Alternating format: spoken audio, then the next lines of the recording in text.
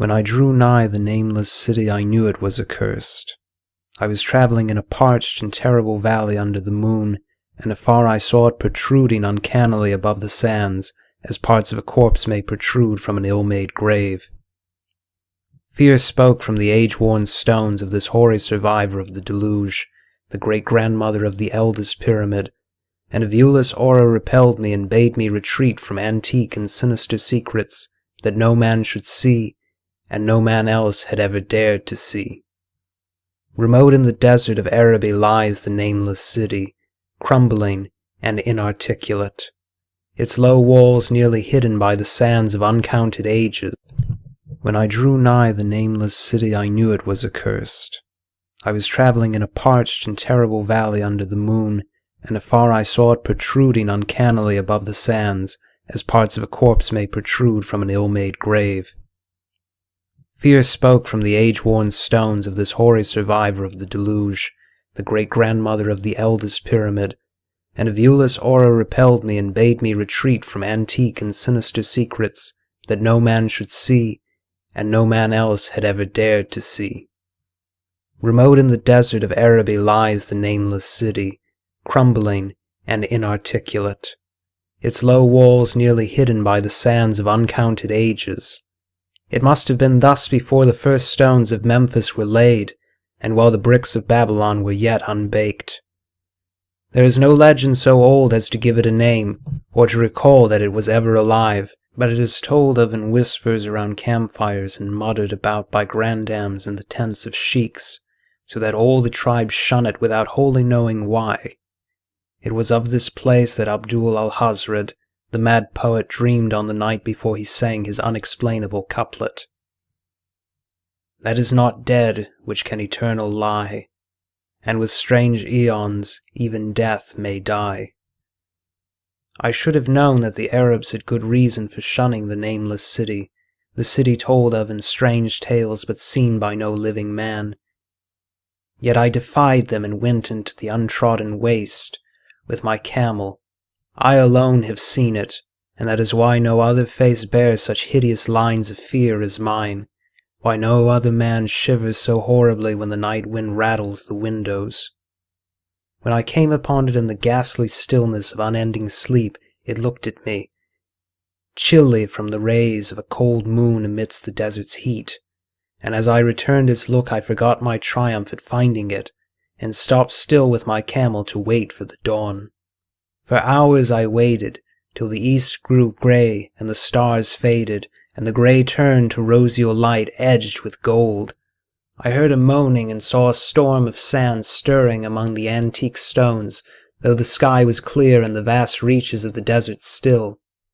Then suddenly above the desert's far rim came the blazing edge of the sun, seen through the tiny sandstorm which was passing away, and in my fevered state I fancied that from some remote depth there came a crash of musical metal to hail the fiery disk as Memnon hails it from the banks of the Nile. My ears rang and my imagination seethed as I led my camel slowly across the sand to that unvocal stone place, that place too old for Egypt and Miro to remember, that place which I alone of living men had seen. In and out amongst the shapeless foundations of houses and palaces I wandered, finding never a carving or inscription to tell of those men, if men they were, who built the city and dwelt therein so long ago. The antiquity of the spot was unwholesome, and I longed to encounter some sign or device to prove that the city was indeed fashioned by mankind. There were certain proportions and dimensions in the ruins which I did not like. I had with me many tools and dug much within the walls of the obliterated edifices, but progress was slow, and nothing significant was revealed. When night and the moon returned, I felt a chill wind which brought new fear, so that I did not dare to remain in the city. And as I went outside the antique walls to sleep, a small sighing sandstorm gathered behind me, blowing over the grey stones though the moon was bright, and most of the desert still.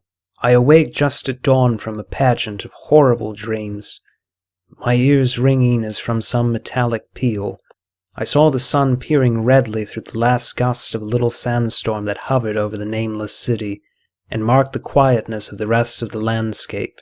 Once more I ventured within those brooding ruins that swelled beneath the sand like an ogre under a coverlet, and again dug vainly for relics of the forgotten race.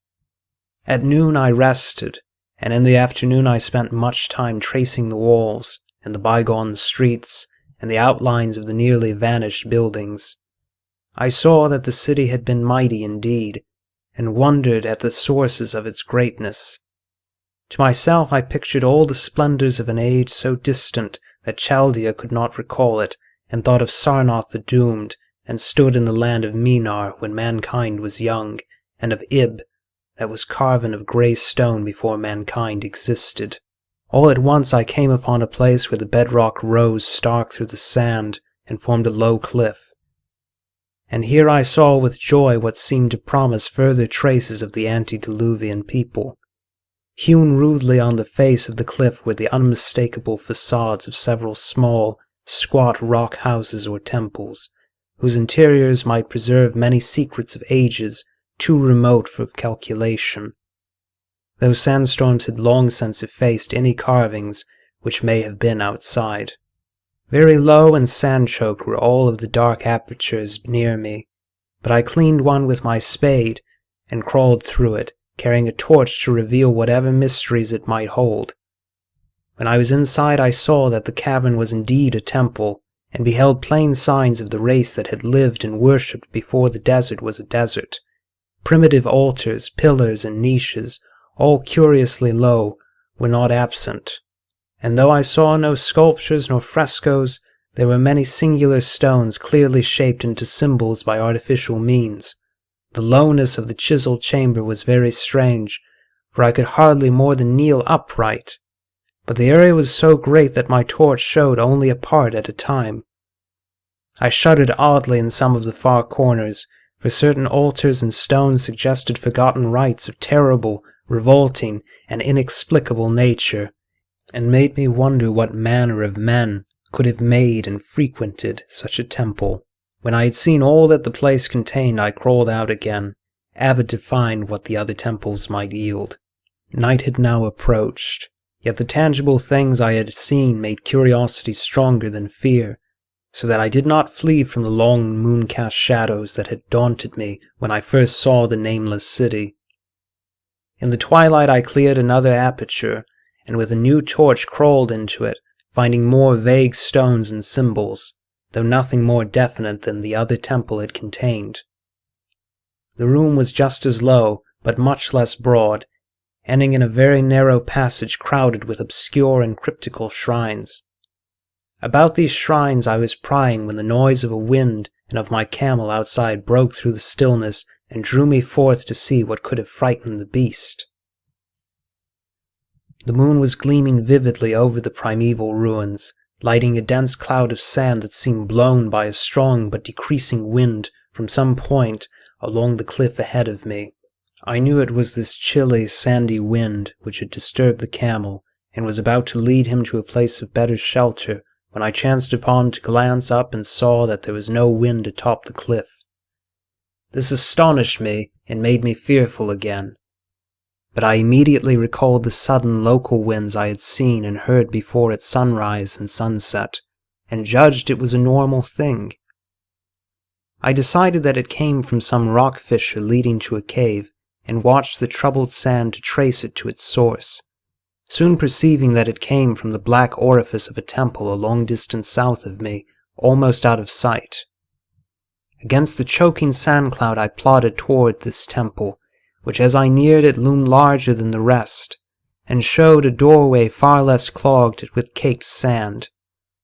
I could have entered had not the terrific force of the icy wind almost quenched my torch. It poured madly out of the dark door, sighing uncannily as if ruffled the sand, and spread about the weird ruins.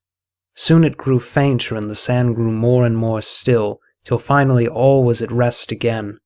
But a presence seemed stalking among the spectral stones of the city, and when I glanced at the moon it seemed to quiver as though mirrored in unquiet waters. I was more afraid than I could explain, but not enough to dull my thirst for wonder.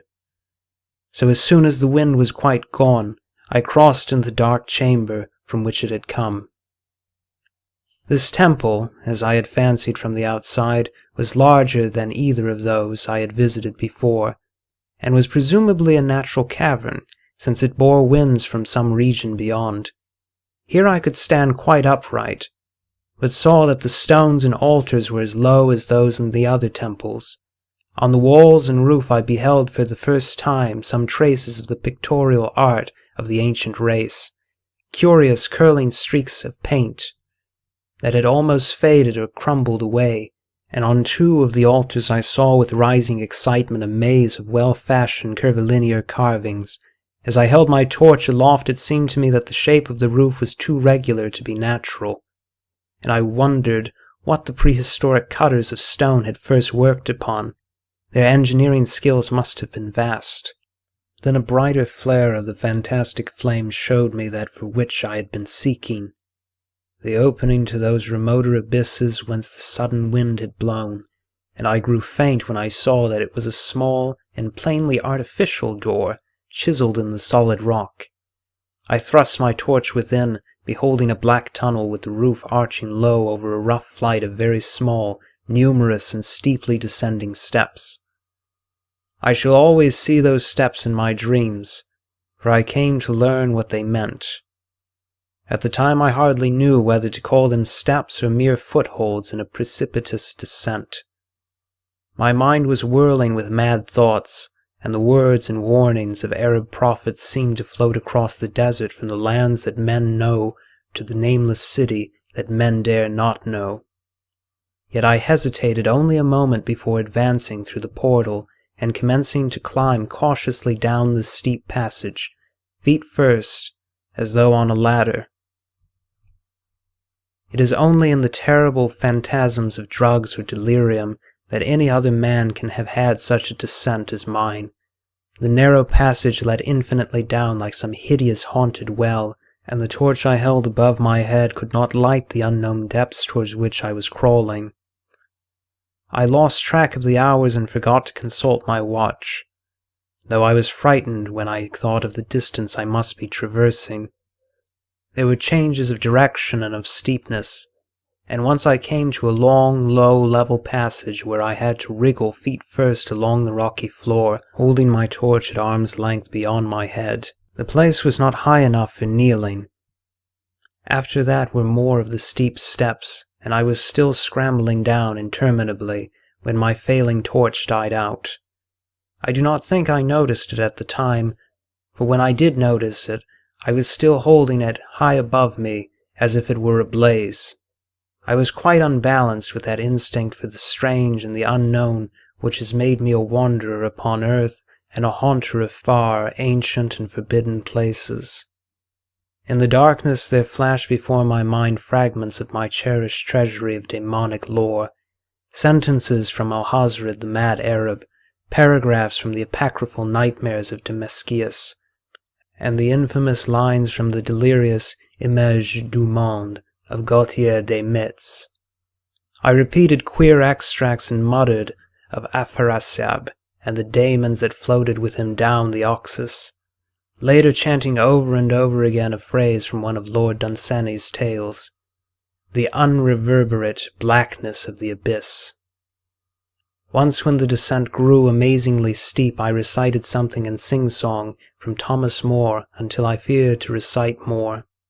A reservoir of darkness black, as witches' cauldrons are when filled with moon drugs in the eclipse distilled.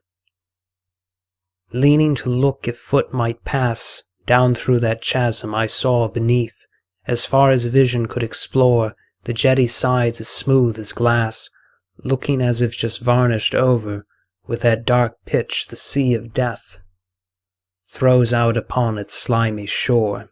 Time had quite ceased to exist when my feet again fell to level floor, and I found myself in a place slightly higher than the rooms in the 2 smaller temples now so incalculably far above my head. I could not quite stand, but could kneel upright, and in the dark I shuffled, and crept hither and thither at random. I soon knew that I was in a narrow passage whose walls were lined with cases of wood having glass fronts. As in that Paleozoic and abysmal place I felt of such things as polished wood and glass, I shuddered at the possible implications. The cases were apparently ranged along each side of the passage at regular intervals, and were oblong and horizontal, hideously like coffins in shape and size. When I tried to move 2 or 3 for further examination, I found they were firmly fastened. I saw that the passage was a long one, so floundered ahead rapidly in a creeping run that would have seemed horrible had any eye watched me in the blackness, crossing from side to side occasionally to feel of my surroundings and be sure the walls and rows of cases still stretched on. Man is so used to thinking visually that I almost forgot the darkness and pictured the endless corridor of wood and glass in its low-studded monotony as though I saw it. And then in a moment of indescribable emotion I did see it. Just when my fancy merged into real sight I cannot tell, but there came a gradual glow ahead, and all at once I knew that I saw the dim outlines of the corridor, and the cases revealed by some unknown subterranean phosphorescence. For a little while all was exactly as I had imagined it, since the glow was very faint, but as I mechanically kept on stumbling ahead into the stronger light I realized that my fancy had been but feeble. This hall was no relic of crudity like the temples in the city above, but a monument of the most magnificent and exotic art. Rich, vivid, and daringly fantastic designs and pictures formed a continuous scheme of mural paintings whose lines and colors were beyond description. The cases were of a strange golden wood, with fronts of exquisite glass, and contained the mummified forms of creatures outreaching in grotesqueness the most chaotic dreams of man. To convey any idea of these monstrosities is impossible. They were of the reptile kind, with body lines suggesting sometimes the crocodile, sometimes the seal, but more often nothing of which either the naturalist or the paleontologist ever heard. In size they approximated a small man, and their forelegs bore delicate and evidently flexible feet, curiously like human hands and fingers. But strangest of all were their heads, which presented a contour violating all known biological principles. To nothing can such things be well compared. In one flash I thought of comparisons as varied as the cat, the bulldog, the mythic satyr, and the human being. But Jove himself had so colossal and protuberant a forehead, yet the horns and the noselessness and the alligator-like jaw placed the things outside all established categories. I debated for a time on the reality of the mummies, half suspecting they were artificial idols, but soon decided they were indeed some Paleogean species which had lived when the Nameless City was alive. To crown their grotesqueness, most of them were gorgeously enrobed in the costliest of fabrics, and lavishly laden with ornaments of gold, jewels, and unknown shining metals. The importance of these crawling creatures must have been vast, for they held first place among the wild designs on the frescoed walls and ceiling. With matchless skill had the artists drawn them in a world of their own, wherein they had cities and gardens fashioned to suit their dimensions, and I could not but think that their pictured history was allegorical, perhaps showing the progress of the race that worshipped them. These creatures, I said to myself, were to the men of the Nameless City what the she-wolf was to Rome, or some totem beast is to a tribe of Indians. Holding this view, I thought I could trace roughly a wonderful epic of the Nameless City, the tale of a mighty seacoast metropolis that ruled the world before Africa rose out of the waves, and of its struggles as the sea shrank away, and the desert crept into the fertile valley that held it.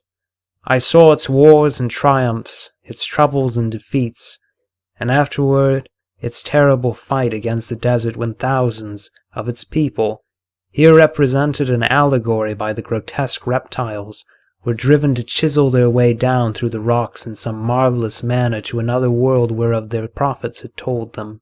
It was all vividly weird and realistic, and its connection with the awesome descent I had made was unmistakable. I even recognized the passages. As I crept along the corridor toward the brighter light, I saw later stages of the painted epic. the leave-taking of the race that had dwelt in the Nameless City and the valley around for 10 million years, the race whose souls shrank from quitting scenes their bodies had known so long, where they had settled as nomads in the earth's youth, hewing in the virgin rock those primal shrines at which they had never ceased to worship. Now that the light was better, I studied the pictures more closely, and remembering that the strange reptiles must represent the unknown men, pondered upon the customs of the Nameless City. Many things were peculiar and inexplicable. The civilization, which included a written alphabet, had seemingly risen to a higher order than those immeasurably later civilizations of Egypt and Chaldea. Yet there were curious omissions. I could, for example, find no pictures to represent deaths or funeral customs, save such as were related to wars, violence, and plagues. And I wondered at the reticence shown concerning natural death. It was as though an ideal of earthly immortality had been fostered as a cheering illusion. Still near the end of the passage were painted scenes of the utmost extravagance, contrasted views of the Nameless City and its desertion and growing ruin, and of the strange new realm of paradise to which the race had hewed its way through the stone.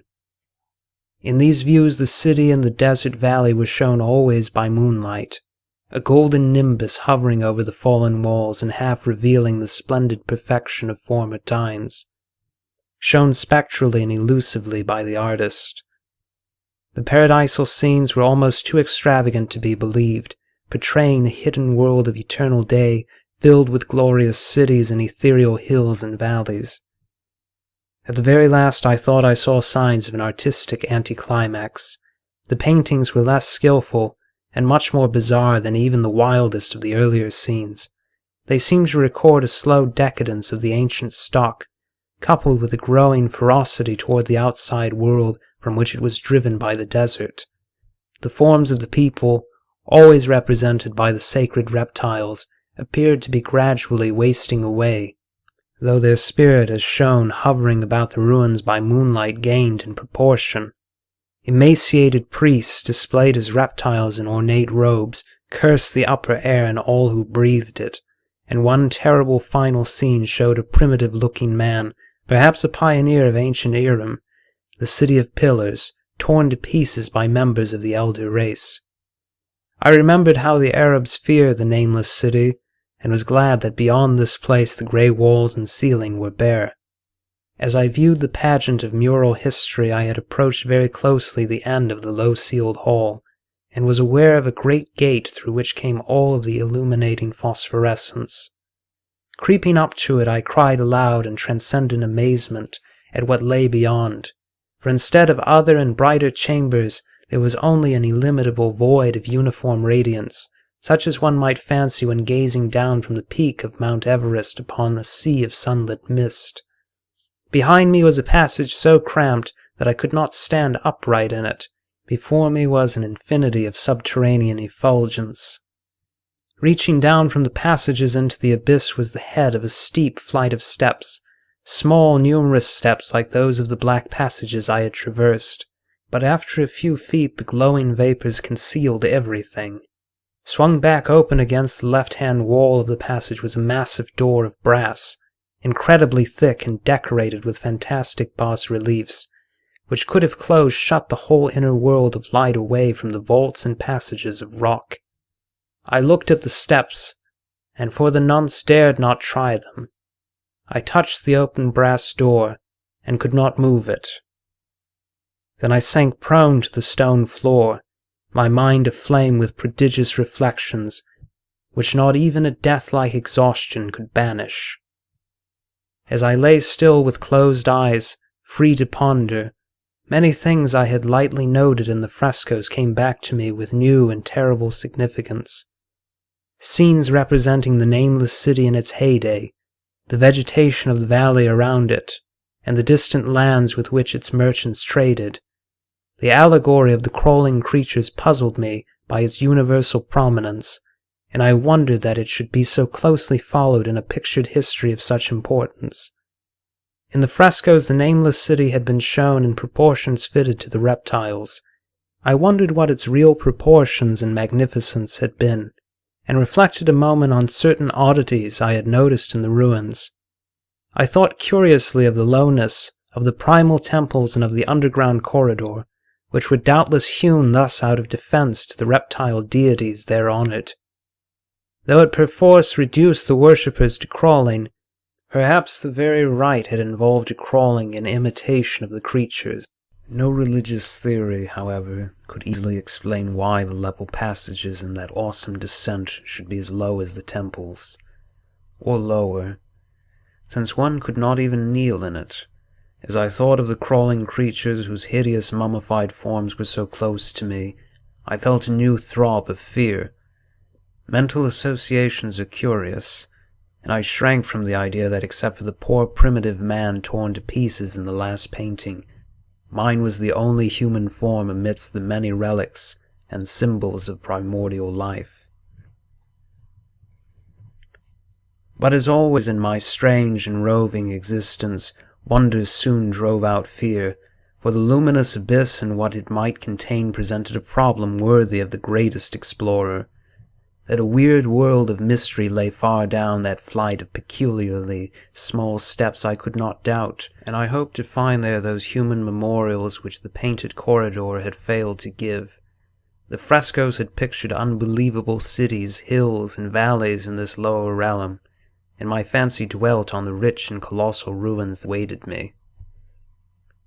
My fears indeed concerned the past rather than the future. Not even the physical horror of my position in the cramped corridor of dead reptiles and antediluvian frescoes, miles below the world I knew and faced by another world of eerie light and mist, could match the lethal dread I felt at the abysmal antiquity of the scene and its soul. An ancientness so vast that measurement is feeble seemed to leer down from the primal stones and rock-hewn temples in the Nameless City, while the very latest of the astounding maps in the frescoes showed oceans and continents that man has forgotten, with only here and there some vaguely familiar outline. Life had once teemed in these caverns and in the luminous realm beyond. Now I was alone with vivid relics, and I trembled to think of the countless ages through which these relics had kept a silent and deserted vigil. Suddenly there came another burst of that acute fear which had intermittently seized me ever since I first saw the terrible valley in the Nameless City under a cold moon, and despite my exhaustion I found myself starting frantically to a sitting posture and gazing back along the black corridor toward the tunnels that rose to the outer world. My sensations were much like those which had made me shun the Nameless City at night, and were as inexplicable as they were poignant. In another moment, however, I received a still greater shock in the form of a definite sound, the first which had broken the utter silence of these tomb-like depths. It was a deep, low moaning, as of a distant throng of condemned spirits, and came from the direction in which I was staring. Its volume rapidly grew, till soon it reverberated frightfully through the low passage, and at the same time I became conscious of an increasing draught of cold air, likewise flowing from the tunnels in the city above. The touch of this air seemed to restore my balance, for I instantly recalled the sudden gust which had risen around the mouth of the abyss, each sunset and sunrise, each of which had indeed served to reveal the hidden tunnels to me. I looked at my watch and saw that sunrise was near, so braced myself to resist the gale which was sweeping down to its cavern home as it had swept forth at evening. My fear again waned low, since a natural phenomenon tends to dispel broodings over the unknown. More and more madly poured the shrieking, moaning night wind into that gulf of the inner earth. I dropped prone again and clutched vainly at the floor for fear of being swept bodily through the open gate into the phosphorescent abyss. Such fury I had not expected, and as I grew aware of an actual slipping of my form toward the abyss, I was beset by 1,000 new terrors of apprehension and imagination. The malignancy of the blast awakened incredible fancies. Once more I compared myself shudderingly to the only other human image in that frightful corridor, the man who was torn to pieces by the nameless race. for in the fiendish clawing of the swirling currents there seemed to abide a vindictive rage all the stronger because it was largely impotent. I think I screamed frantically near the last. I was almost mad, but if I did so my cries were lost in the hell-born babble of the howling wind wraiths. I tried to crawl against the murderous invisible torrent, but I could not even hold my own as I pushed, slowly and inexorably toward the unknown world.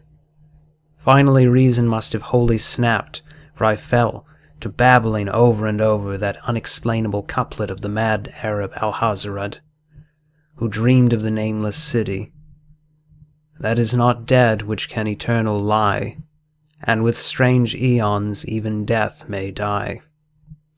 Only the grim brooding desert gods know what really took place, what indescribable struggles and scrambles in the dark I endured, or what Abaddon guided me back to life, where I must always remember and shiver in the night wind till oblivion, or worse, claims me. Monstrous, unnatural, colossal was the thing, too far beyond all the ideas of man to be believed except in the silent, damnable, small hours when one cannot sleep. I have said that the fury of the rushing blast was infernal, cacodemoniacal, and that its voices were hideous with the pent-up viciousness of desolate eternities. Presently those voices, while still chaotic before me, seemed to my beating brain to take articulate form behind me, and down there in the grave of unnumbered eon-dead antiquities, leagues below the dawn-lit world of men, I heard the ghastly cursing and snarling of strange-tongued fiends. Turning, I saw outlined against the luminous ether of the abyss what could not be seen against the dusk of the corridor, a nightmare horde of rush devils, hate-distorted, grotesquely panoplied, half-transparent, devils of a race no man